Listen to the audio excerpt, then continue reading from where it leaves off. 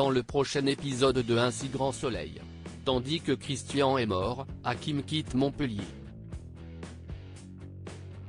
Attention, les paragraphes qui suivent contiennent des spoilers sur l'épisode d'Un si grand soleil diffusé demain soir sur France 2.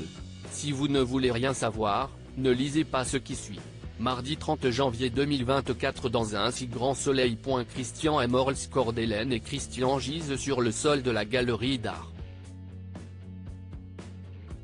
Paniqué face à la terrible scène qui se trouve devant ses yeux, Alix demande à Ludo d'appeler les secours. Après avoir pris le pouls d'Hélène qui respire encore, Alix se dirige vers Christian. Ce dernier lui murmure alors quelques mots qu'elle ne comprend pas. Il lui tend ensuite une clé USB qu'elle glisse dans sa poche.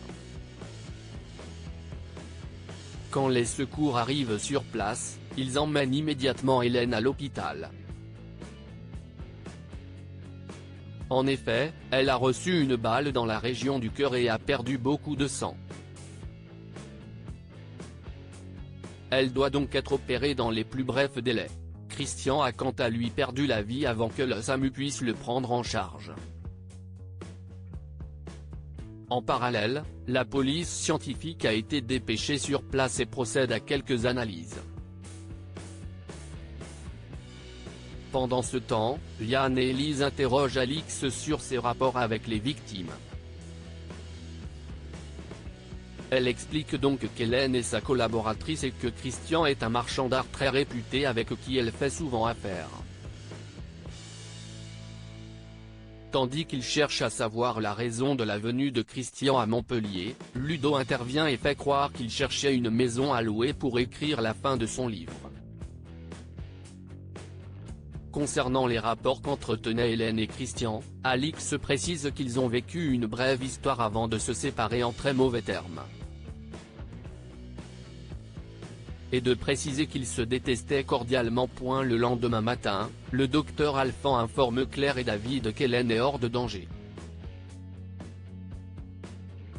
Un soulagement pour l'infirmier qui n'arrive toujours pas à comprendre ce qu'il s'est passé.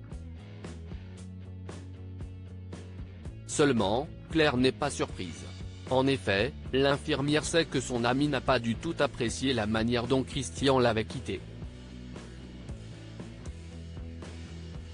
Elle se demande alors si elle n'aurait pas voulu le tuer par dépit amoureux. De son côté, Yann fouille la voiture de Christian. Et autant dire que le policier trouve étrange qu'un écrivain voyage sans ordinateur. Il se demande donc si Alix ne lui aurait pas menti. Non, loin de là, Claire se rend au sauvage et annonce à son père qu'Hélène a été admise à l'hôpital pour une blessure par balle.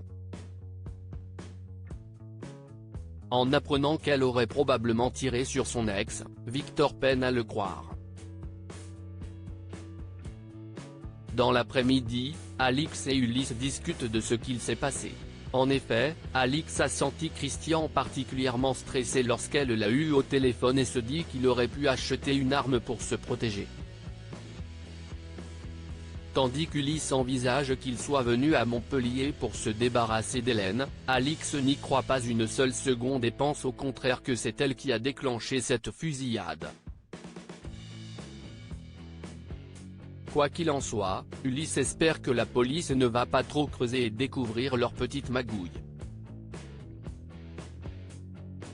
En fin de journée, Alain confie à Elisabeth qu'il n'arrête pas de penser à Hélène et plus particulièrement à ses antécédents psychiatriques. Le médecin craint en effet que ces problèmes reprennent. Malheureusement, Elisabeth ne l'écoute pas et lui parle de Guillaume, ce qui agace Alain. Au commissariat, Yann et le commissaire Becker font le point sur l'enquête. Bien que la mort de Christian ressemble à un crime passionnel, le commissaire Becker sait qu'il ne faut pas de fier aux apparences.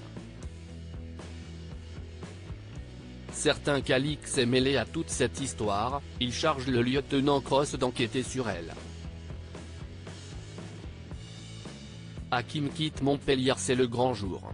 C'est aujourd'hui qu'Hakim quitte Montpellier pour la région parisienne. Même s'il est heureux que Margot le rejoigne à Paris, le policier ne peut s'empêcher de penser qu'il doit ce bonheur à un homme qui est mort. Selon lui, ils ne se seraient jamais remis ensemble si Guillaume était encore en vie. De son côté, Margot passe au cabinet BGL pour signer sa lettre de démission. Profondément désolé que les choses se terminent ainsi, Florent lui dit combien ils vont la regretter. Avant de quitter le cabinet, Margot s'arrête dans le bureau de Johanna et l'informe qu'elle quitte officiellement le cabinet. Bien qu'il y ait eu pas mal de tensions entre elles ces derniers temps, elle tenait à préciser que ce n'est pas à cause de cela qu'elle s'en va. Émue, elle lui dit qu'elle a beaucoup appris à ses côtés et que cela a été une expérience très enrichissante.